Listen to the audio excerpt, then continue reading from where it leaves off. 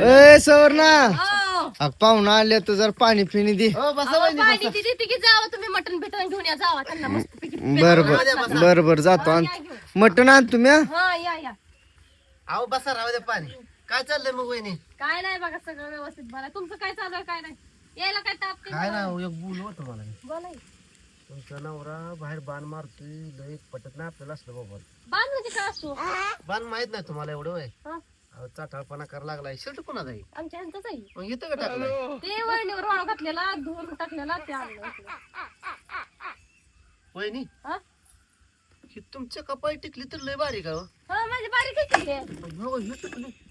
अगं बाई ही तर तिथली माझी नाही बघू तुम्हाला म्हणलं होतं का नाही काळा बाजार बाण मारतोय तुमचं नवरा असलं असतं वय व? बाई माझं तर नवरा द्यावं आणि एक वाटजारण हे काय असलं नुसतं निवडावर ध्यान आहे. हा? काय नाही मी ह्यांना म्हणतोय हो.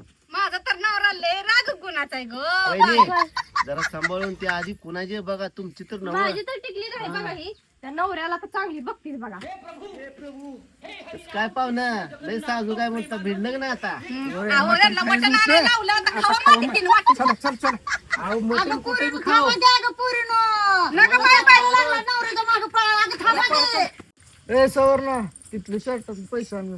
ती मटण बिटन तिकडे पिटू द्या पहिली ही सांगा ही टिकली कुठली कुठली टेकली ही टिकली तुम्हाला काय माहित देवा मला तुम्हाला देवासारखी बायको पिटली त्याचा फायदा उचलता का तुम्ही कसा फायदा उचलला मग ही टिकली कुणाची सांगा बरं टिकली पिकली पेटू कुणाची ही टिकली सांगा पहिली मला काय माहित काय मला काय माहित नाही म्हणजे असलं धंदा करता मग तुम्ही तुझ्या तर आईला तुझ्या मटण खायला आलता इथं भांडण लावा आलता